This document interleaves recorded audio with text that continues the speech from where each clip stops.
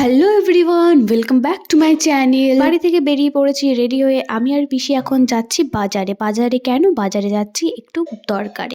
তো এই যে হেঁটে হেঁটেই যাচ্ছি, কারণ আমাদের বাড়ি থেকে বাজারটা কিছুটা কাছেই। তো যাওয়ার আগে পিসিদের বাড়ি চলে গেলাম একটু। বাড়িতে যেহেতু ওরা থাকে না, তাই আর কি গাছগুলো সব মরে গেছে, একটু জল দিয়ে নিলাম। আর এইদিকে একটা মাঠ আছে, ওখানে অনেক বাচ্চারা খেলা করছে। তো চলো, বাজার থেকে তো চলে আসি, আর এসে দেখছি একজন স্পেশাল মানুষ যে আমাকে কয়েকটা জিনিস পাঠিয়েছে, আর তার মধ্যে ছিল এই পিৎজাটা রেডি টু ইট। শুধু একটু গরম করে নিতে হবে চিজটা মেল্ট হওয়া পর্যন্ত। তারপরে আমি একটু করে নিলাম গরম, যেহেতু আগে কোনোদিন করিনি তাই কোনো এক্সপিরিয়েন্স নেই। তলাটা একটু ধরে গেছিলো, এদিকে দেখতেই পাচ্ছ একদম কালো কালো হয়ে গেছিলো, কিন্তু খুব একটা পড়েনি যাতে টেস্টের কোনো গোলমাল হয়। তো ভালোই লাগছিল, তো খেয়ে নিলাম। আর মা এদিকে তৈরি করছিল পিঠে। পিঠে হচ্ছে, এটা হচ্ছে ভাপা পিঠে। তোমরা কে, কে ভাপা পিঠে খেতে ভালোবাসো অবশ্যই জানিও।